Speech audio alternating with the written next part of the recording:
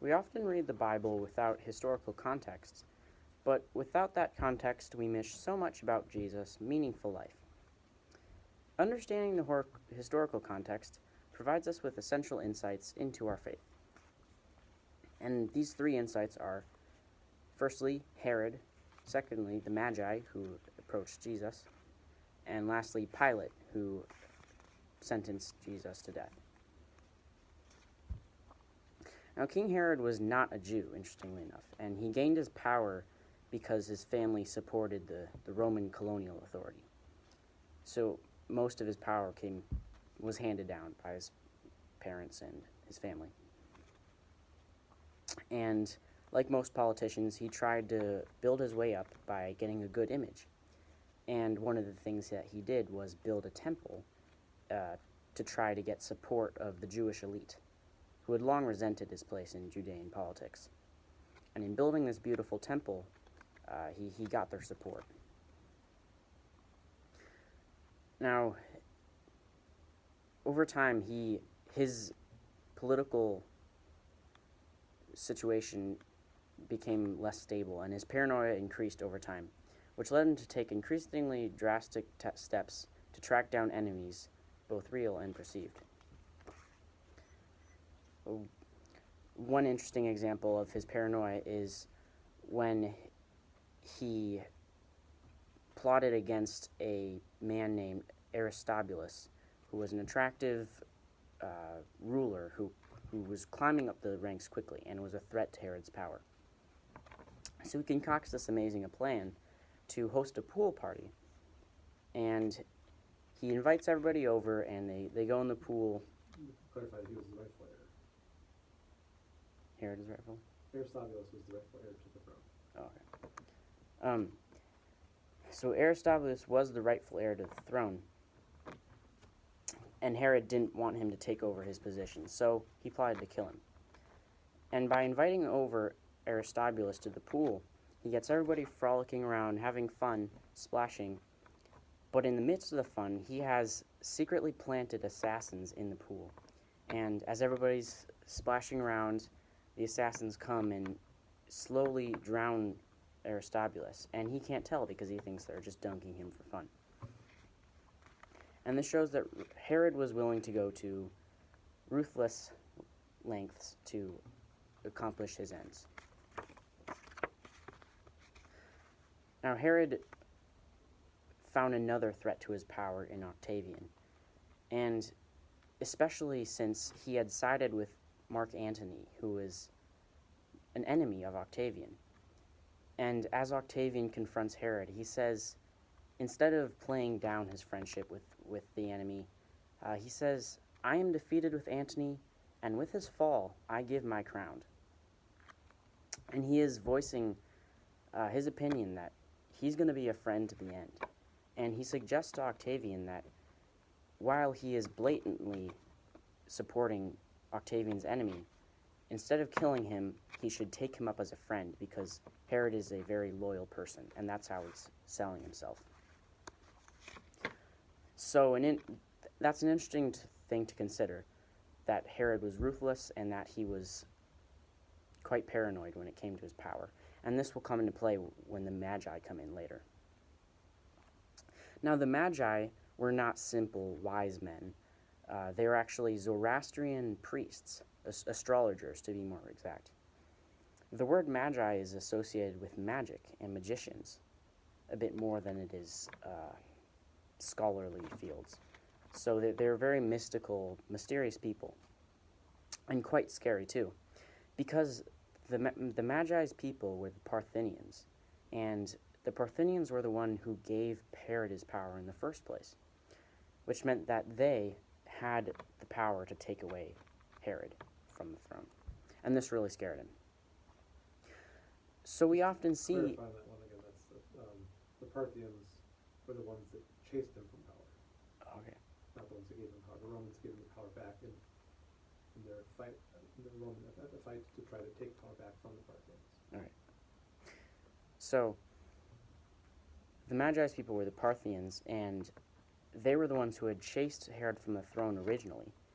So upon their return, as magi, it wasn't as innocent and unthreatening as we often have it portrayed. Rather, Herod would have been freaked out totally by this appearance, because he knew that these magi likely had the power to remove him from the throne, and they could pretty much end his career because they were powerful people. But that's not why they were there. They were looking for a Zoroastrian Messiah in the stars, and this is what led them to Jesus.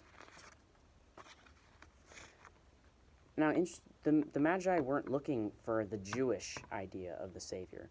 Rather, it was their own prophecy of actually 3 Messiahs that they were searching for. Now, they were looking for signs of the Saoshyant, which translates to the one who brings benefit for the world. And they thought very specific things about him. For example, that he would come out of the lake. And also, they thought there would be 3 of them instead of just 1, as the Jews said. And the prophecy even predicted the virgin birth of Mary and how God essentially was the father. And it's very interesting how accurate it was and how it led them there. The Avesta was a... What's the Avesta again? The Zoroastrian Bible. Okay. The Zoroastrian Bible says that he will be victorious, Saoshyant by name, and he will renovate the world. So this is their idea of the Messiah. Much like the Jewish, he will renovate the world for good.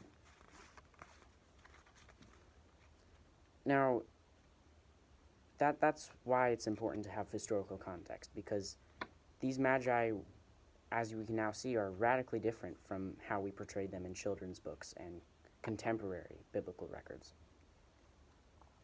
And this moves on to one of the final historical figures who interacted with Jesus in his last days, and his name was Pontius Pilate.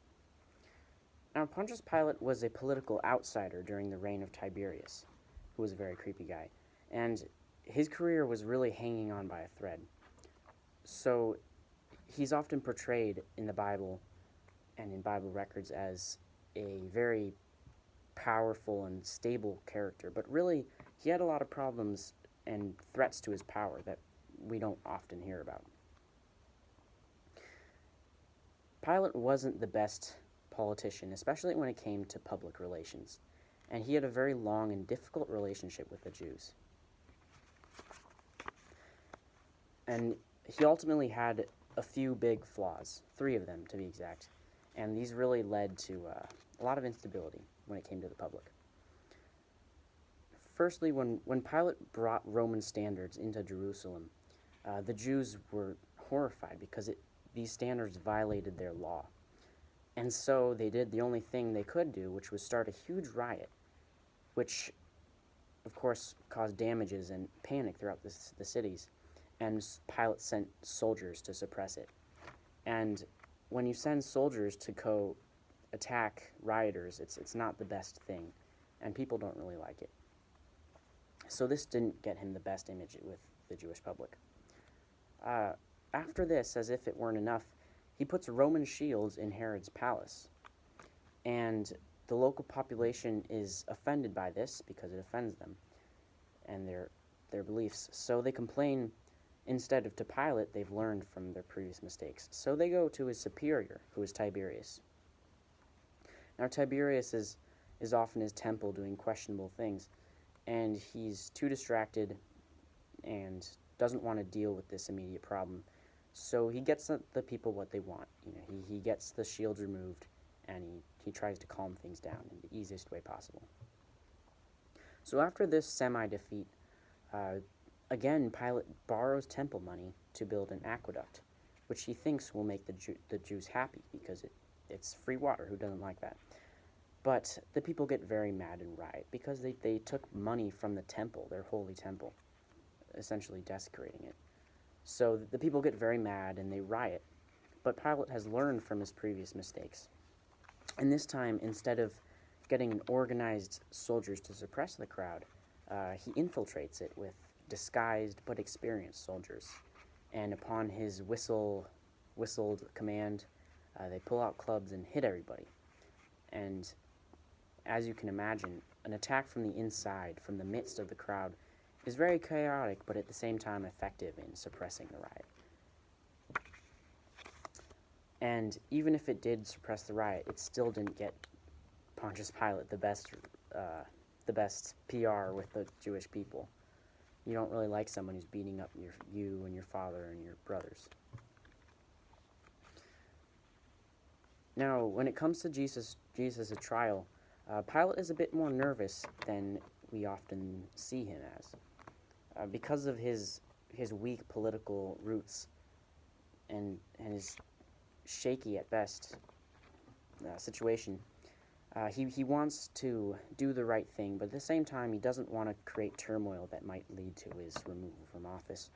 So he honestly tries to set Jesus free, but the Jewish leaders, they're angry and they disagree, and they say that, quote, "If you let this man go, you are no friend of Caesar's."